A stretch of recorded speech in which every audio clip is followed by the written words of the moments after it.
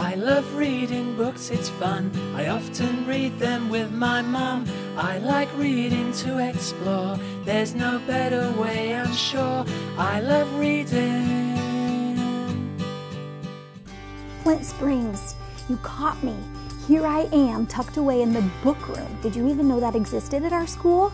This book room is filled with nothing more than books. There's old books, and there's new books, and there's books about history and books about time right now. There's books that are fun, and there's books that are informative, and there are books that have been around for a really long time. And the reason I wanted to come here and talk to you is because this week has been all about celebrating books and literacy and being the best reader that you can be. Why am I so concerned with that? Well, friends, it's because the more you read, the better reader you become. And it's so important to be a good reader because reading affects everything for the rest of your life. And if you become a good reader, then you can get into a good school. And if you get into a good school or get a great certification, then you can get a great job. And if you get a great job, then you can take care of your great family. And that is what makes life successful. So I want you to sit back and listen up, because you are about to see some crazy staff members and some really important students that are going to tell you how important reading is to them. The book that I'm going to be talking about is Who Are the Beatles? I really like the Beatles because they have good music and they're the most famous rock and roll band in the world. The band members' names are John, Paul, George, and Ringo. My favorite book is Harry Potter and the Sorcerer's Stone, and I like it because it has action, it's funny, and that's about it. A great book can reach you on many levels. Take The Miraculous Journey of Edward Tulane. In this book, Edward goes on a fantastic journey that's really exciting, and I enjoyed that story. But then I realized that the book had reached me at a deeper level. This miraculous journey wasn't even really a journey of his destination. It was about a journey of love. Edward Tulane learned to love. I very much enjoyed reading this book with my 2 children, and I'm still delighted to hear my youngest daughter say it's her favorite book of all time. This is Bad Kitty Takes a Bath. She has these little spikes on her tongue that curl up toward her throat, and she looks herself, and that's what combs her hair. My book is No David. I like the illustrations by David Shannon because in this picture, his mouth is bigger than the others, and it can fit like a whole chicken leg and carrots, and I don't think I could even fit that much in there. Mr. Limoncello's Library is about a kid who has to escape from Mr. Limoncello's library. I like this book because there's lots of action and exciting parts.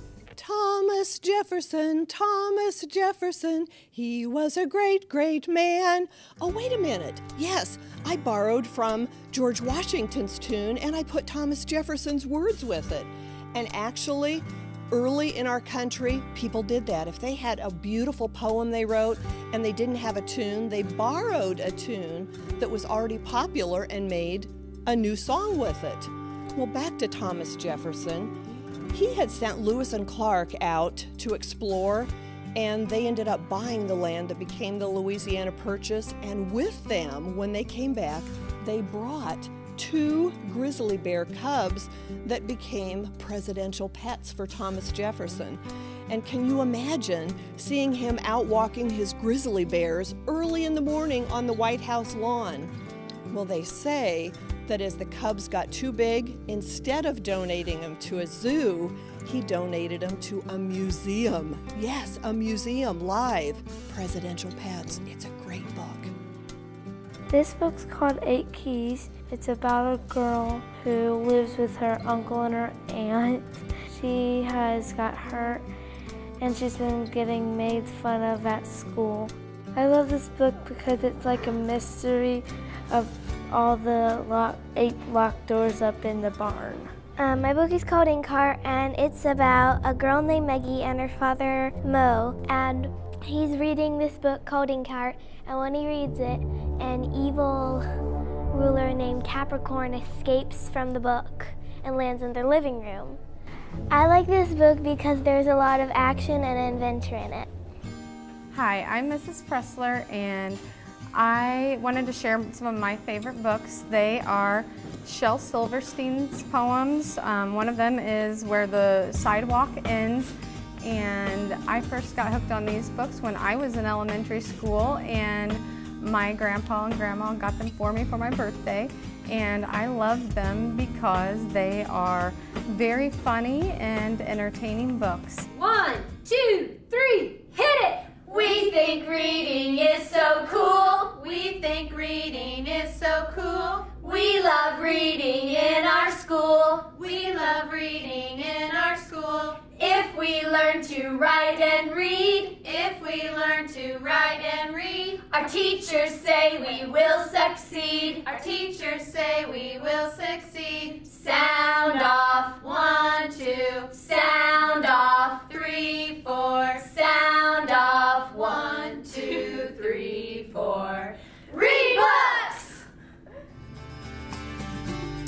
What'd you think, friends? I told you there's great reading going on all around this building.